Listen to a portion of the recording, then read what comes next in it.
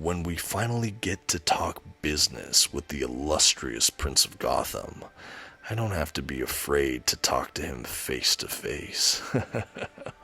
Please allow me to assure you, as far as Master Wayne is concerned, you have nothing to fear. Today on the Comic Book Report, Batman, the Winning Card by Tom King and Mitch Gerads. Stick around and check it out.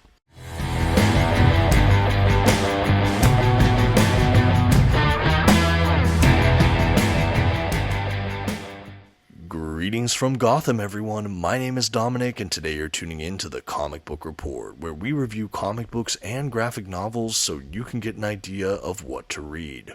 And today I'm back with another Batman comics review. I'm looking at a Tom King Batman book that came out recently that almost completely slipped my radar. Thanks to a few friends who pointed out this collection to me, I would have completely missed it, but I'm so happy I had a chance to read it. From the creators of Batman One Bad Day, The Riddler, comes Batman the Winning Card, which is a new spin on the first Joker interaction.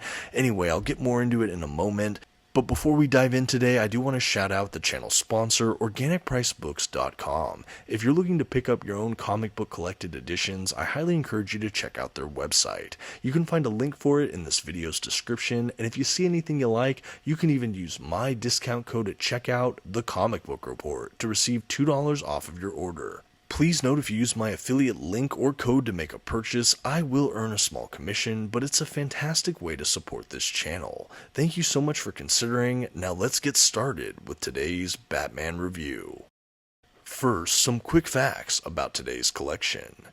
The issues in this volume were written by Tom King and illustrated by Mitch Gerads. The comics themselves were first published by DC Comics beginning in 2023. As far as this volume goes, it collects the Winning Card story from Batman the Brave and the Bold, issues 1, 2, 5, and 9. And finally, this is a standard size hardcover collection with matte print paper stock, a glued binding, and a total of 112 pages. At this time, I'd like to go ahead and issue a general spoiler warning. I will be flipping through the contents of today's collection and commenting on plot points throughout. You've been advised. Okay, and here's our first look at the standard size hardcover collection for Batman the Winning Card. And I'll say right from the jump, this is a Target exclusive cover. I'm not even clear if the other edition is a paperback or a hardcover, but this is what the other standard cover looks like. I'll go ahead and throw up a thumbnail. I, for one, definitely prefer this Joker cover with the balloon. It's really reminiscent of like the It clown from Stephen King's novel, but I really enjoy it. I think it's so evocative and creepy. Yes, this is a Joker story, and I think that cover sets the tone immediately. The spine is also quite nice. You have a sharp contrast with that text. I really like it. And overall, I just think the dust jacket is very well designed. Like I said, it really fits the tone of the work itself, which I think is always a great selling point when you have your marketing on the dust jacket really just give you a good idea of what's inside. The back cover as well is super striking with this creepy picture of Batman and an even creepier depiction of the Joker. I think, like I said, it really sells this book and it gives you a feel for the vibe. The imagery is just spooky. Like I said, this really fits what we can expect in the book, but more on that in a minute. First, I really wanted to spend just one more minute on this dust jacket. I want to examine the interior flaps of it, spread it out so you can see it all at a glance, and after that I'll actually transition to showing you the under the dust jacket artwork that they printed on the hardback book itself, where we get a look at what I think was that standard cover on the front, and another great Batman image cover from this collection on the back. We get to see the spine essentially reprinted, but yeah, let's look at this dust jacket. Like I said, I think it's just really striking, absolutely well done. This was worth it for the Target exclusive. So thanks again to all my comic booktuber friends that pointed this out to me. This was definitely a win. I was super elated when I found it at my local Target. Under the dust jacket though, like I said, you get some cover art reprinted. I do think that this is a very striking collection, and I'm happy to see a lot of the cover art represented on the hardback book itself. I think that was a great use of space, and it just gives us some bonus art for this collection. And now that we're done looking at that, I'm going to go ahead and transition to a quick look at the binding for this hardcover edition. So as I mentioned, I believe it's a glued binding here. This is a smaller collection, so I wasn't anticipating too much gutter loss or any issues with the binding. It's not the best binding I've ever seen, but overall, no real complaints here. I didn't lose too much to the gutter, and I think it was still a pretty well-made little book. And now that we've checked out the exteriors and a little bit about the binding, we can go ahead and start to jump into the book proper. So as I said, this is Batman the Winning Card. You can open it up. There's some pretty blank end pages, a nice titles page, sequence, creators, things like that, publication page. And then we jump right into the first issue. So as I mentioned at the top, these are stories from the Brave and the Bold comic. Now I haven't collected that series, but I believe this is maybe not the entire issue. Please someone in the comments correct me if I'm wrong. What I do know is that this story happened non-sequentially. Like I said at the front, there's like an issue 1, I think a 2, a 5, a 9. So I'm sure trying to piece this story together as a single issue collector was probably not the most fun exercise in the world, but as someone who only does collected editions, it was really fun to all of a sudden have this new story by some creators I really love for Batman. So as we jump in though, I do want to set a little bit of framework here. For those unfamiliar, Tom King is a Batman writer. He did a full run on Batman. He's really well known for doing the Cat in the Bat kind of romance angle run. He does a lot with Bane. He does a lot with some of these other characters. I am a fan of his comic book run. So far, at the time of this recording, we don't have any omnibuses collecting that run, but they did release 6 oversized hardcover editions during that Rebirth era that collected the entirety of his run on the title. I do sadly believe some of those are out of print, but you can probably find them on secondary marketplaces. There was paperbacks as well. Anyway, love that series. He's also gone on to do like the Batman Catwoman series. He also did Batman Killing Time, which is kind of a standalone mini-series that I really loved. He did Gotham City Year 1, which while not directly a Batman story, still had Batman featured in it, and it's heavily steeped in kind of Batman mythos. Anyway, he's kind of gotten around, and then the other one I wanted to mention was Batman One Bad Day, the Riddler, which I mentioned at the top of this video. I mentioned it because he actually does that with the illustrator of this book here, Mitch Gerads, so these two reunited for another Batman story, this case, Batman the Winning Card. And why I wanted to bring up One Bad Day, the Riddler, is because this series reminds me the most of that story. As far as if you are looking for Tom King's Batman, which Tom King Batman are you going to get?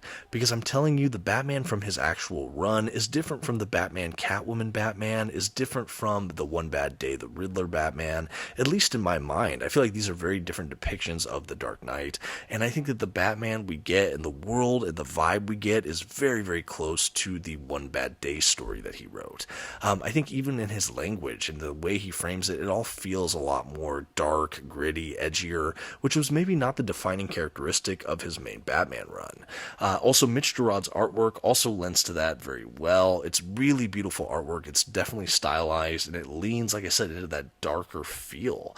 Some of the faces even have this kind of obscured, lack of detail feeling to them that makes everything feel a bit I don't know, just sinister in a way. I don't know, maybe I'm misreading the artwork here, but it just has a vibe to it, and I love it, and it sells this story very well. So what this story really is, now that I've set up a little bit of framework on Tom King and his tenure on Batman, essentially this story, The Winning Card, is a retelling of one of Batman's first encounters with the Joker, where he basically threatens to have this guy die at midnight or what have you.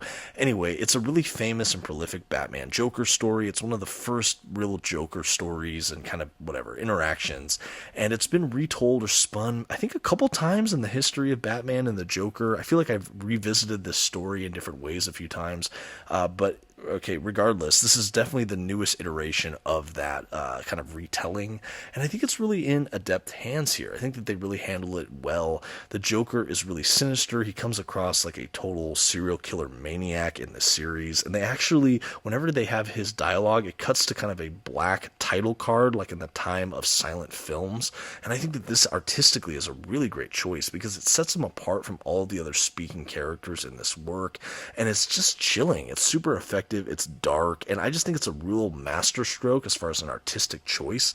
I'm not even sure I understand why they did it this way, but wow, it's just super powerful.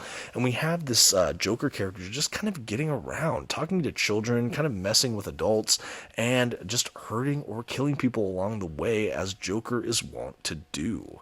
Also, we have Batman, and he's a little bit darker, edgier, more grimdark. His methods are maybe a little bit more intense than our mainstream Batman often gets. And we have these two paired, and they're on a collision course with one another. And pretty early on, Batman gets pretty injured or brutalized, and instead of letting himself heal, which is Alfred's recommendation, he kind of pushes himself further and further because he doesn't want Joker to keep killing people. So he kind of goes out into the field probably earlier than he needs to. He's a bit wobbly, he's not as sure-footed, and that leads to some really compelling conflicts and ultimately a climax and resolution for this work. Now, I don't want to spoil all of the twists and turns and spoilers for this storyline, but I think it was really well done and well handled. Along the way, even between Batman and the Joker, we also have a couple other side characters like James Gordon, who is I don't believe he's commissioner yet in this storyline. This is set earlier in the Batman mythos, of course, so it's before we get to Robin, things like that. And that's another thing about this book I really like. It's kind of a period piece Batman story. The same way Batman Killing Time was also kind of a period piece set earlier in the Dark Knight's career. And I like that. I like that not every story is happening in the present day within the DC universe. I like that we can play with the timeline, especially for these characters that are entrenched in so much history, and a lot of their kind of eras are really well known. Anyway, I think that this was an effective way to do a Joker story, and certainly this is the most refreshing Joker appearance I've read in a while. I feel like I've been oversaturated with Joker stories, so that was maybe my one piece of trepidation before reading the winning card, but I think overall the incarnation of Joker we get here is so much darker and sinister than what I had seen before. The way the artist Mitch Gerads really depicts Joker is really haunting and different. He looks kind of spectral, or just, like I said, kind of haunting in a way, and using the title cards for his dialogue, like I said, it's just all very sinister, weird, stylized, and so this story just really popped for me. It really set itself apart, especially for a Joker story. I felt really refreshed by it overall, but also a little creeped out. Like, I was happy when it was over, and even though it was a pretty speedy story, I felt like the pacing was right on.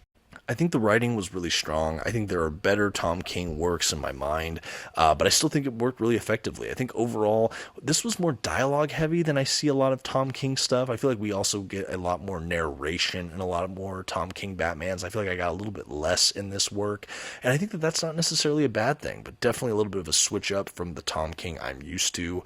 But I still think it was an effective story, and the writing is certainly not poor. The art from Mitch Gerads, though, I think really definitely brings this to the next level. Like I said, I really was first introduced to this artist in the pages of One Bad Day Riddler, but I'm happy to see him back on a Batman book. I think his style definitely suits itself to the darker side of the Gotham Batman universe. And that about brings us to the end of the collection itself. Like I said, it's a very zippy story. It's only like 4 issues, give or take, and it's the stories from The Brave and the Bold. But like I said, they collect the winning card story all in this one collection. If you want this covered, definitely try to find your local Target to see if you can find a copy. And that has been Batman the Winning Card. And while Tom King's Batman might not be for everyone, he's certainly for this comic book reviewer. As long as Tom King keeps writing Batman in one form or another, I'll likely keep collecting, because I've enjoyed these stories so thoroughly. I'm just going to add this to the growing pile of Tom King Batman work. If you don't see something else Batman he's written in this pile, let me know in the comments. I'd love to read that too, I'm sure. Also, out of curiosity, if you're still watching and you would like to see a comprehensive Tom King Batman video of some kind, I'd love to hear about that in the comments. That's been a video idea I've been toying with, but I'd love to get an idea from the audience of people who would maybe enjoy that. And now all that's left is to give Batman the Winning Card a grade. Returning to the dark vision of the Tom King Mitch Gerads Batman universe, the Comic Book Report is going to give Batman the Winning Card a B. I definitely think this is an above average story that will really play to those that enjoy a darker side of Batman stories. I think that this was absolutely buoyed and elevated by the artwork from Mitch Gerads. It's also a really striking Joker story that, like I mentioned, really is set apart from a lot of the other contemporary Joker stories I've read lately. While this might not be my favorite version of Tom King's Batman, it was still an enjoyable read, and this exclusive Target cover was a real treat.